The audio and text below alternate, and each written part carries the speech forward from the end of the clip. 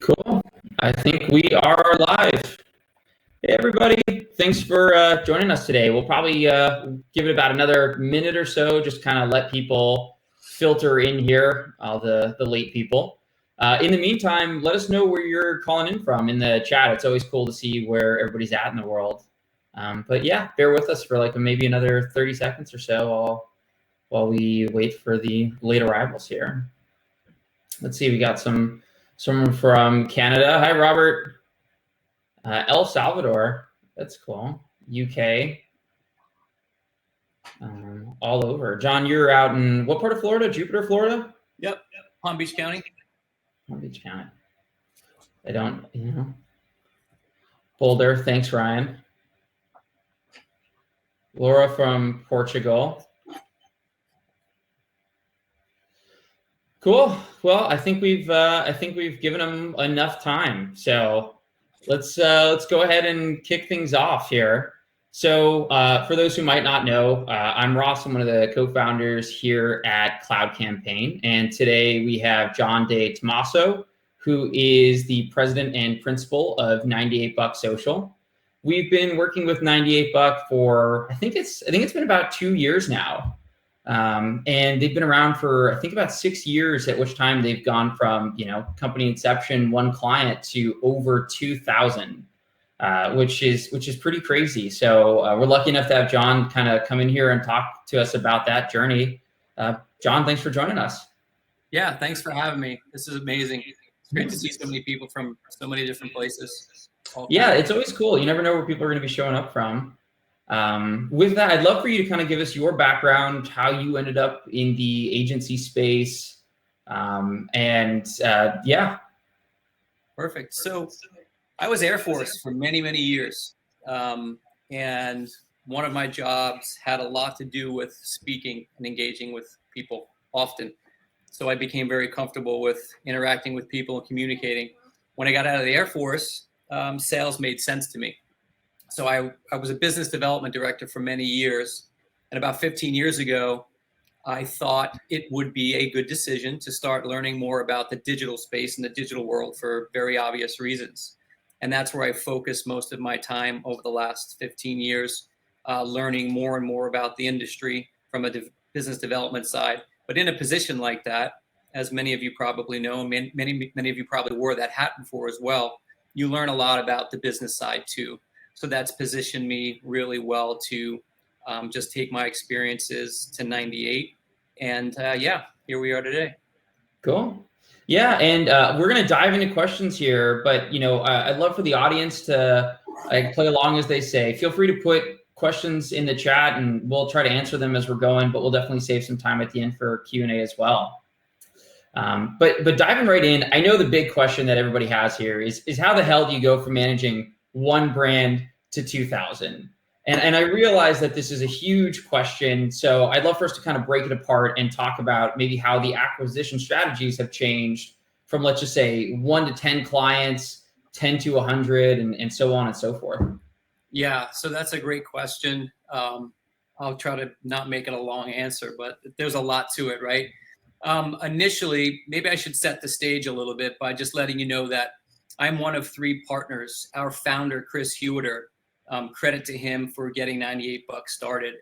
His entire goal was to have a scalable business. And in a sense, in many senses, he found that the traditional digital agency model was just really expensive and kind of burdensome to scale even. So he came up with this concept of wholesale pricing for social media. In the way of just how he did what he did when he first started, it's very similar to what we all do, right? He's knocking on doors, he's networking, Chamber of Commerce, local business, friends and family. I think for the first 6 months, it took him about 6 months to get our first 50 clients. And that was him wearing all of the hats, right? So he's doing sales and prospecting. He's writing the content, he's doing the work. He's taking care of all the financials. He's doing the marketing. So very humble and modest start, like most of us. And then we were able to scale, obviously, from that point on. Yeah. I mean, even 50 clients though, 50 clients is in 6 months is pretty rapid growth, especially for one person. So yeah, definitely shout out to Chris there. Do you know if are there any particular marketing campaigns that he was running during that time, or was it really just kind of going door to door and, was it cold calling? How did he get those even initial 50? So Chris's skill sets allowed him to also develop his website.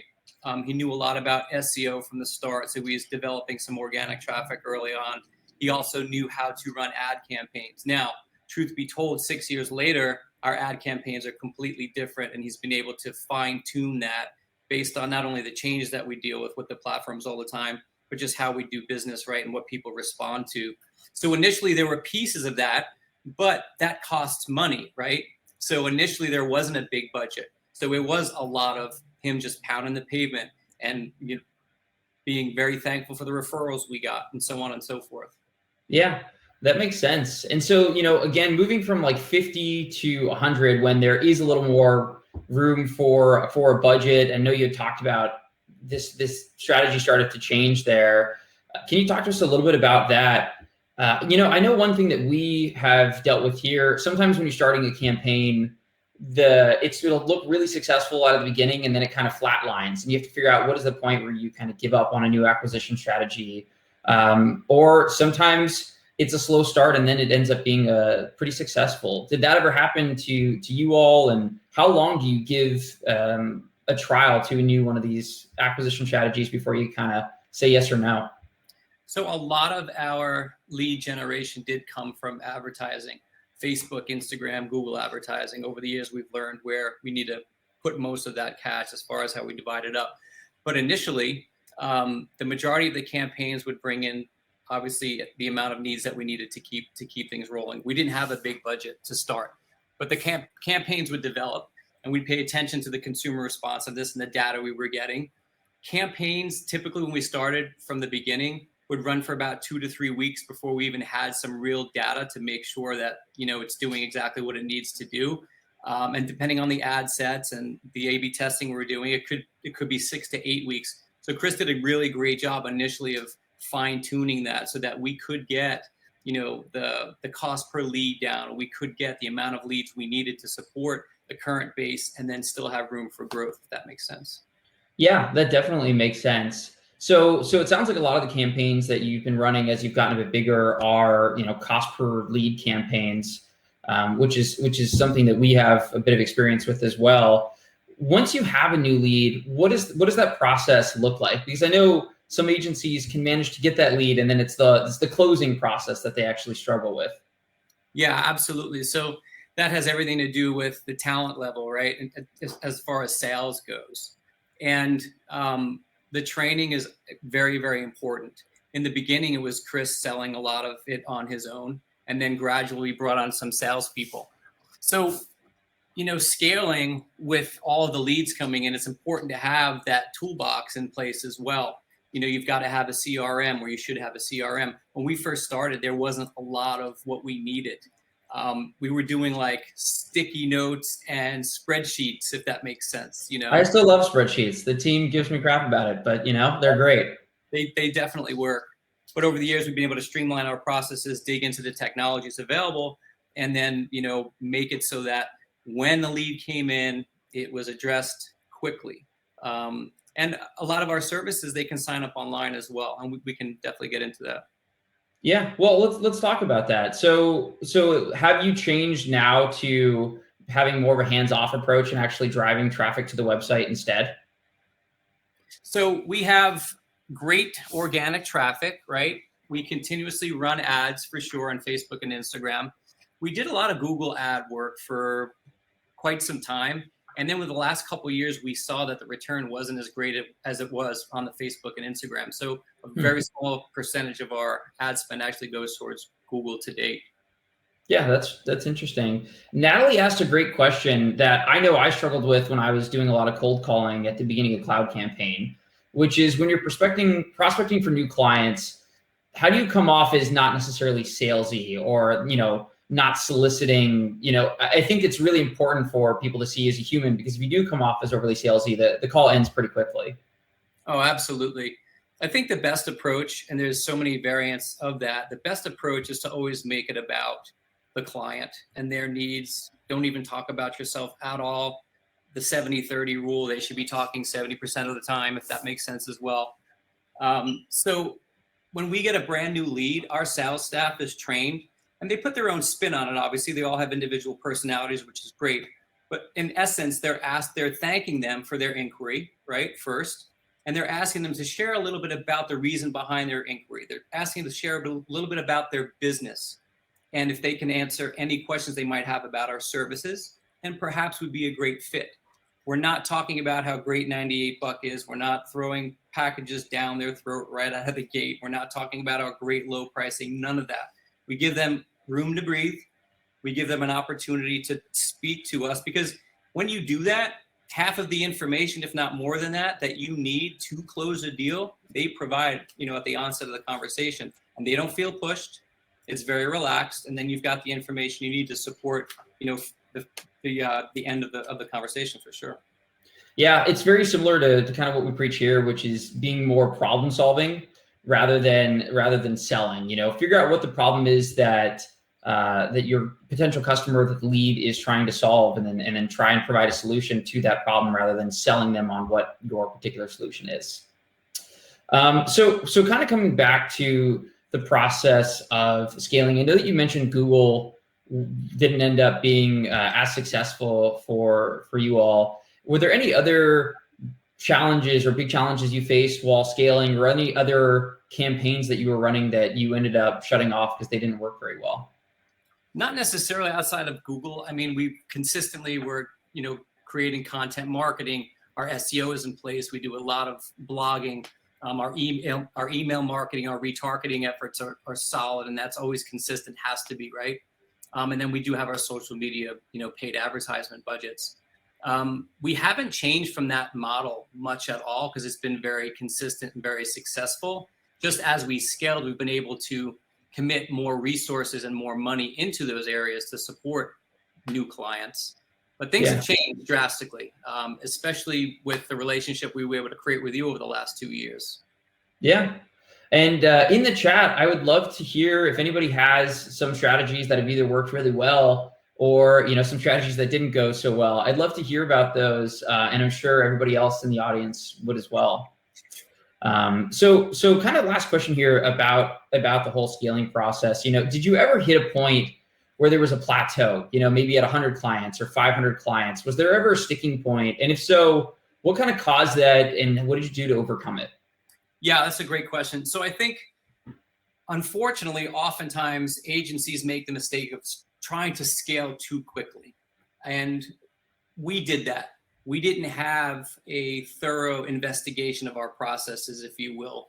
We didn't have a handle on truly understanding the customer journey as best as we should have. And we even had a tremendous problem initially with the onboarding process, until we were able to connect with you guys and partner with you guys, and we can speak to that. But our churn was starting to get to a place where we were very uncomfortable, and we realized one specific issue was our onboarding process. With the social media aspect or ad campaigns, asking people for logins and passwords can be, very intrusive. It can be very difficult. It puts the delay on things, and we saw a lot of lost business. They'd be on with us for a month, and then they'd bounce, in a sense, right? Now, our influx of new customers was always consistent. Over the year, we're at about 200 new customers per month on average right now. And over the years, that's obviously grown. But month to month, we saw that we weren't actually growing because our churn was really high as a result of some of our customer service pain points. When we started with Cloud, we were able to actually save a ton of time and money on the onboarding process and devote most of our account managers' time to the customer service process, because they're able to onboard immediately. So that helped tremendously. Yeah. I mean, I personally can't imagine, managing a services business with over 2,000 clients. But I know that churn and turnover in the agency space is not just something that's, at the larger end here. I know that some of our clients that have 2 to 3 brands are struggling with that. Is there any other, the onboarding is huge. Is there any other big implementations that you've put into place to really help combat that churn? Yeah, absolutely. So another big change for us, and it had a lot to do with COVID, was remote work. And we transitioned a lot of our employees to actually contractors. We have a team of 40 plus content writers, and they live all across the nation, all amazing people with great skill sets, college degrees. They've been in the digital world. Some are bloggers, some are professional writers, some are editors.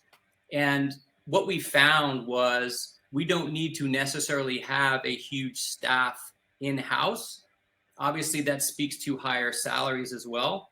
We were able to come up with a system where we can employ part-time contractors to support the content piece of our deliverables, and that saved us a ton of time and money, which allowed us to scale tremendously over the last 2 years. Yeah. And, CJ asked a great question, which is, at what point did you start to hire staff? And then she was asking about virtual, freelance, and part-time, which you just talked a bit about.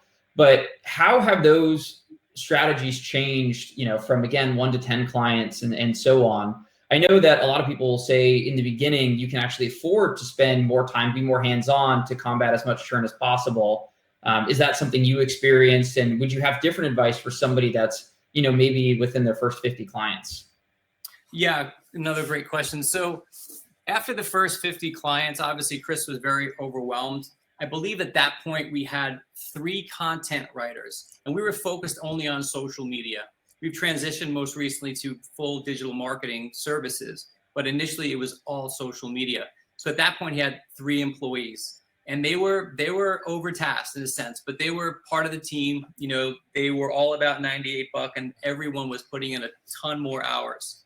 And then we were able to scale from there. But our majority of employees are actually not sales. We have one of the smallest sales department as it relates to our total numbers. We only have a 4-person sales team right now, but that works for us. With the amount of leads coming in and where we need to be monthly, that works perfectly for us. The majority of our employees are content writers, advertising specialists, and blog writers. And we've been able to scale because we have a lot of part-time workers that actually can work at their leisure. There's no pressure. I didn't think it was going to be able to be something we can transition to so quickly. My wife, as you know, is the COO. She was absolutely like, it's going to happen. It's going to work. And it did. People were happier. They were given an opportunity to make money from the comfort of their home.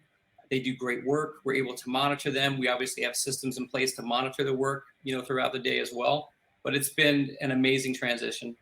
Yeah. And shout out to Katie, who I believe is out there, who, as you mentioned, is the COO of 98 Buck, we've been working with for a good bit. There's another question. I'm going to take a couple questions here. One is about, targeting local clients.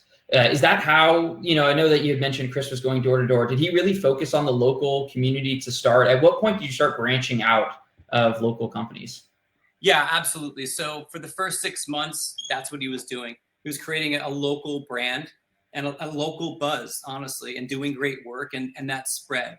As we were able to increase revenues, then we were able to dip into a national campaign, if that makes sense. Our business model is definitely wholesale, and we have all of our programming online where people can actually just, with the click of a button, enlist our services.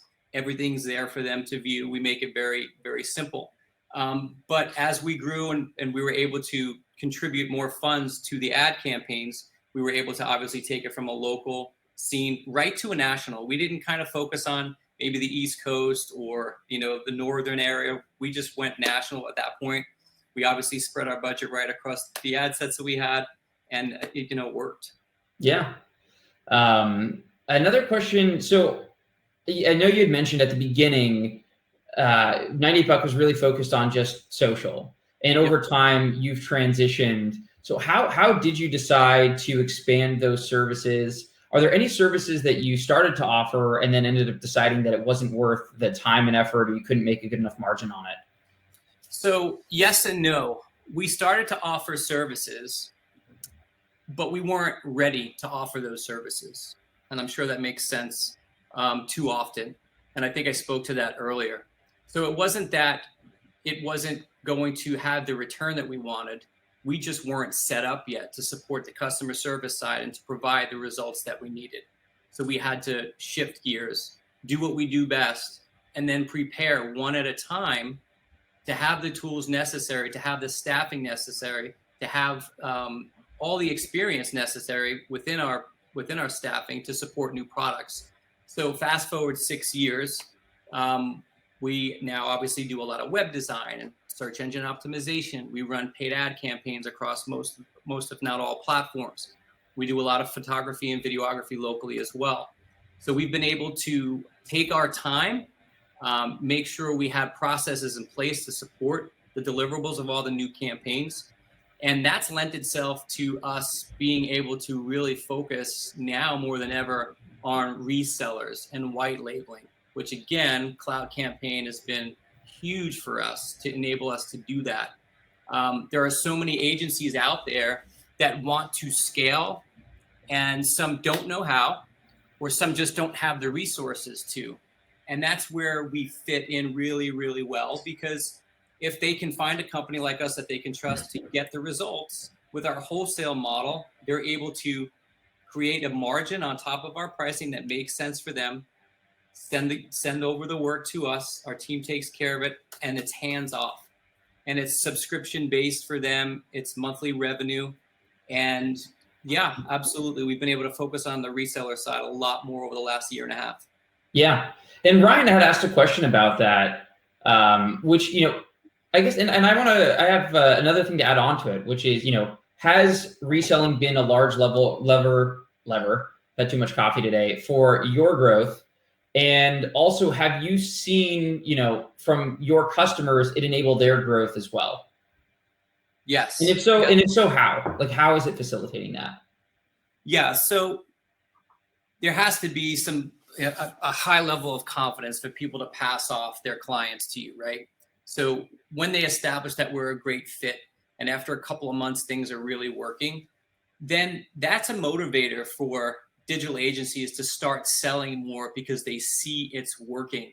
I'm able to pass along my business. I know it's handled well from start to finish.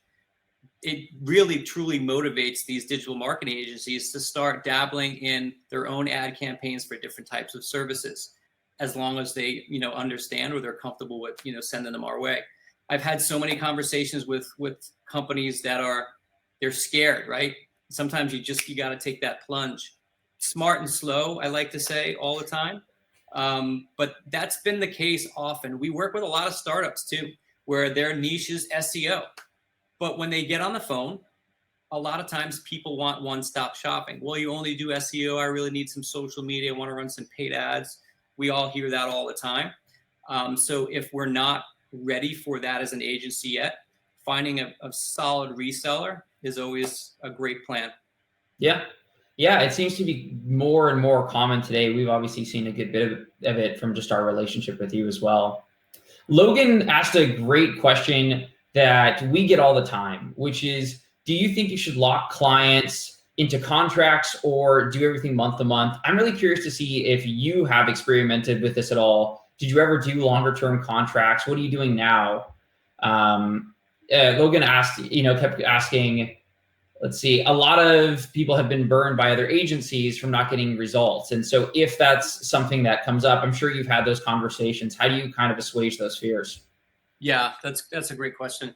So essentially, we all have different business models and different products, right? We're month to month. We don't have contracts. We're also dealing with wholesale pricing, and our margins are smaller. So we've got to do a ton of volume. It's harder to keep people in contracts when you're not charging them a bigger retainer. So depending on what type of agency you are, it may make sense to have a contract because of the amount of money, the amount of time that it takes to do whatever it is they're doing on a daily basis. For us, our price points, we're very comfortable with giving people an opportunity to use our service month to month. If they're happy, they stay. And if they don't, no worries. Oftentimes when I speak to agencies, they're on the fence about that because it can be tricky. You don't want to get burned for money, like you said.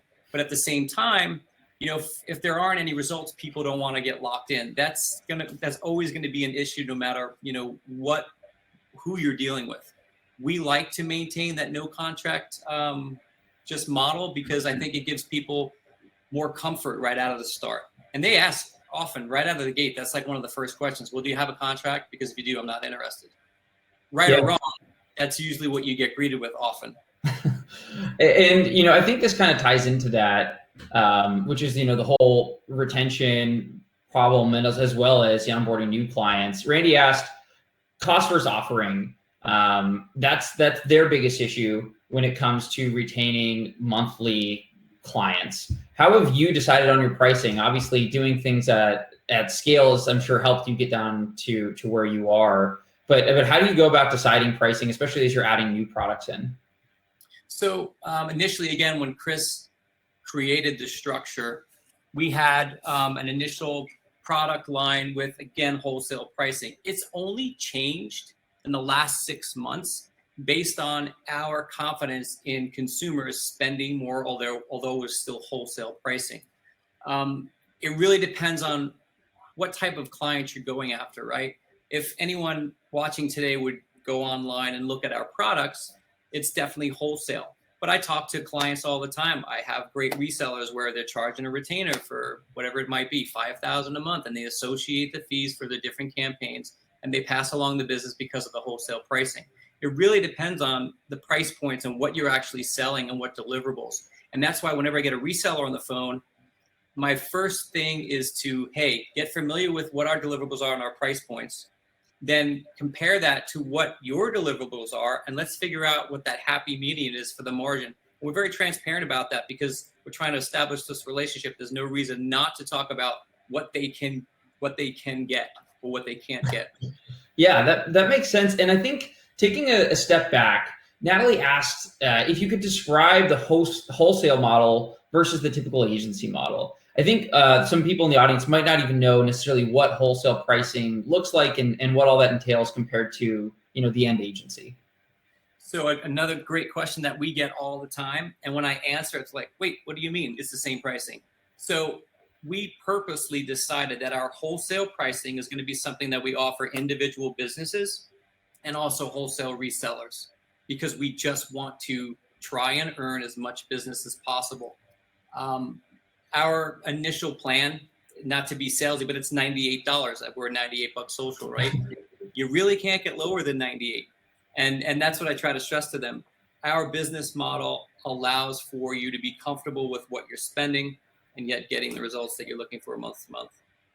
Yeah. So what do you see as the biggest mistakes agencies are currently, new agencies make?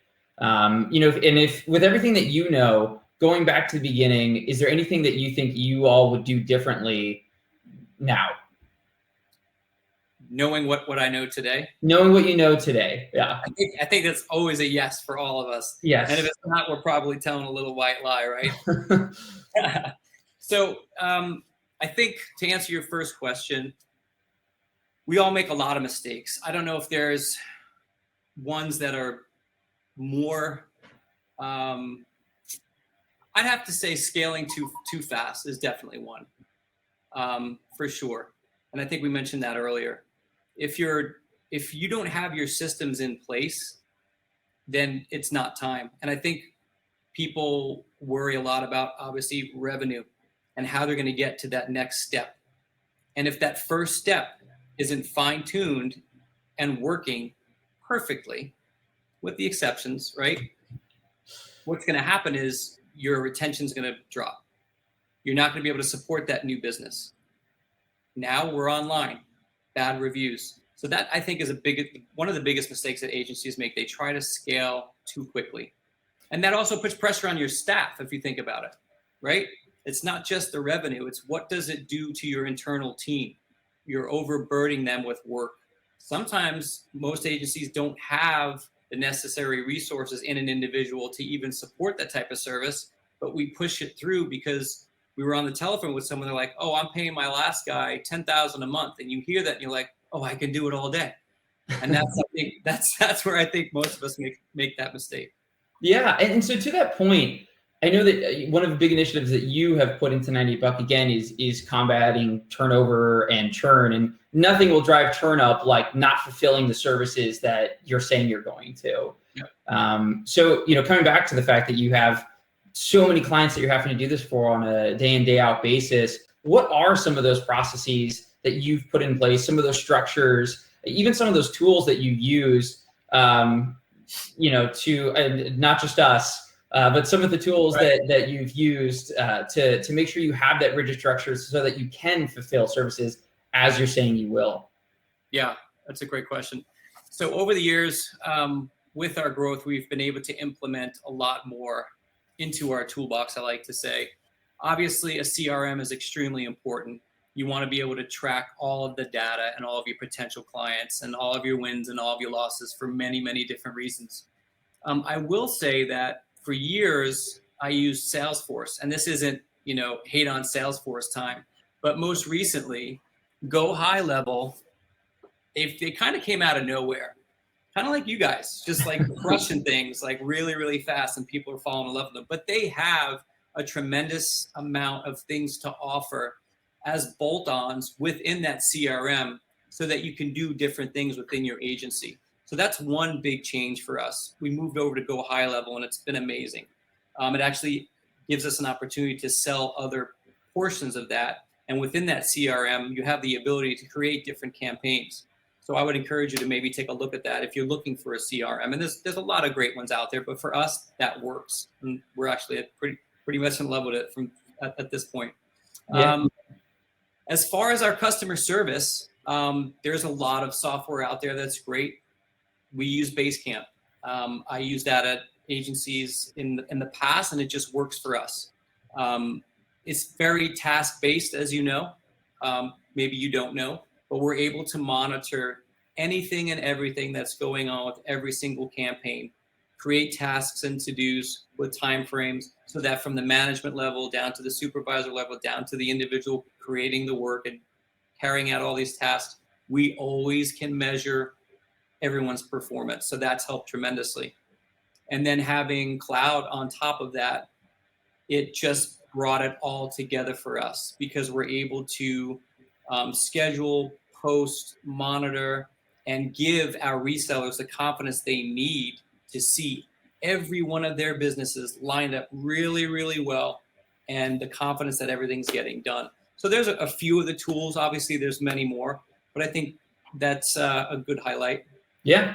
And I'll send you the beer later for mentioning us there. But High Level is paying me today too. No, I'm just kidding. Yeah, there you go. So Chris asked a question that I know is something that you and I have talked a lot about outside of here, which is gaining access to new client social media accounts. This is a huge nightmare. I know personally a lot of agencies who've lost access to huge amounts of client accounts at one time. So I'd love for you to talk about what your strategy was for that, because I know that's something that we've talked about, some of the hiccups that came from the old process and how that's changed. Yeah, it was, for lack of better words or phrases, it was the absolute deal killer. And it was happening way too often. I mean, outside of just people not even wanting to share that information with you, disconnects is an issue as well, right? The amount of manual work it takes and the amount of time it takes not only to get things connected again, as it relates to the amount of correspondence you have to have with the client, who is now very frustrated because everything is our fault as an agency, right? And their work's not getting done. It was a huge obstacle for us. Obviously, all the customer service savviness in the world is not going to take away the fact that work's not getting done. So that was something that we tried to address for a really long time, a number of ways. And we were able to make improvements for sure. But once we were able to have access to Cloud Campaign, all of that went away.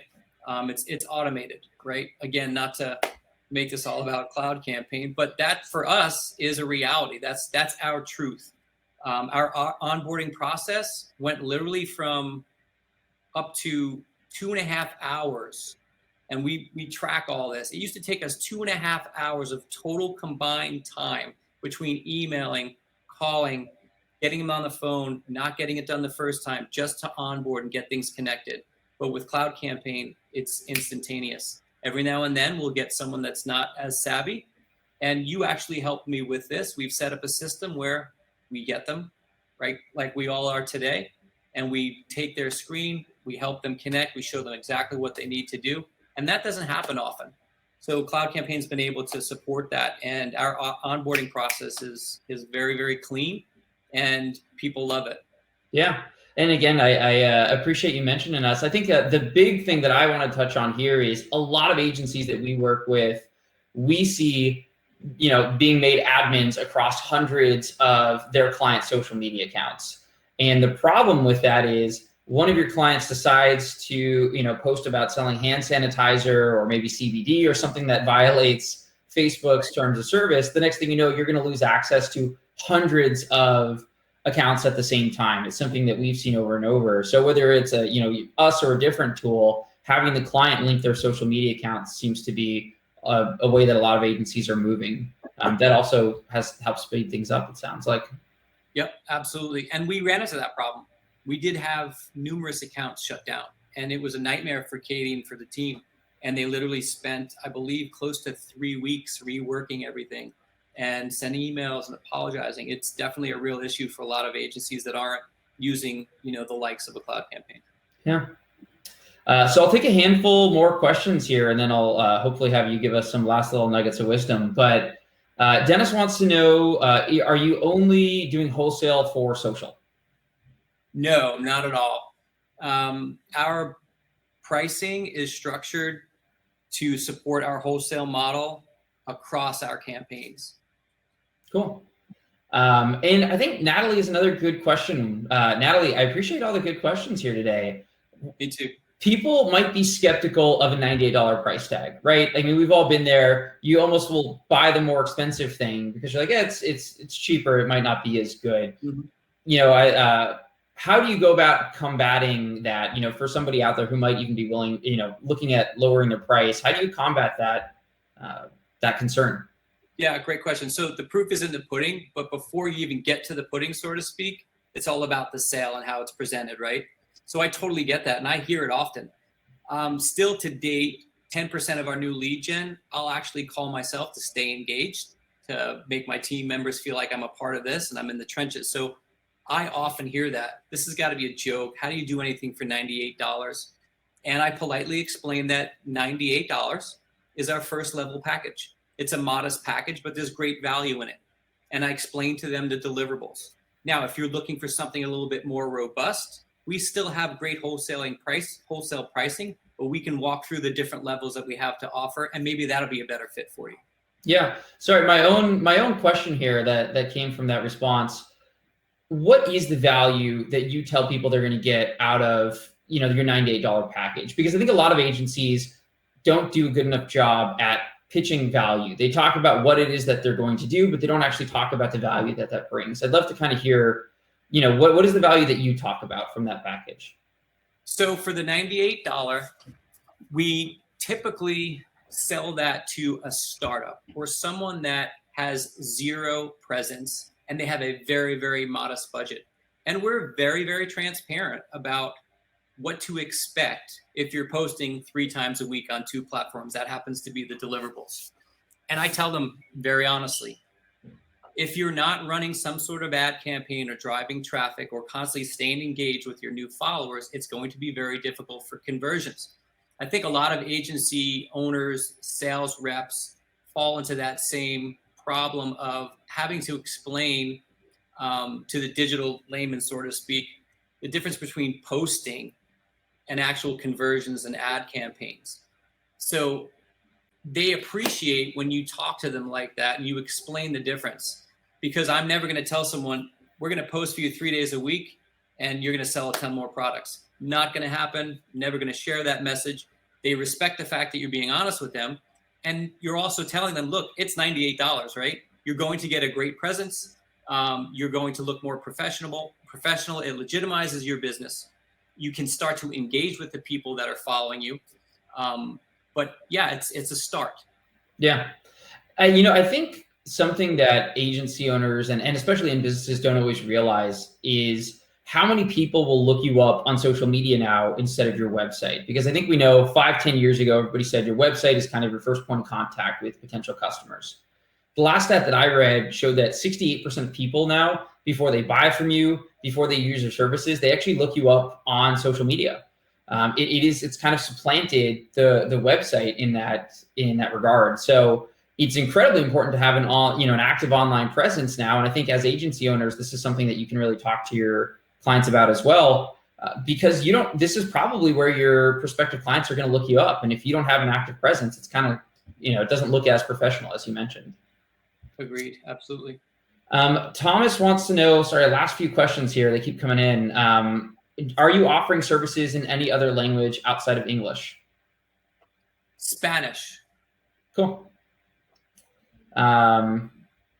Let's see. Yeah, okay. So I guess trying to find other questions here that might be really important to go through before we kind of take things offline. But I guess in the meantime, what are any last kind of parting nuggets of wisdom here that you would give to the audience? Let's see.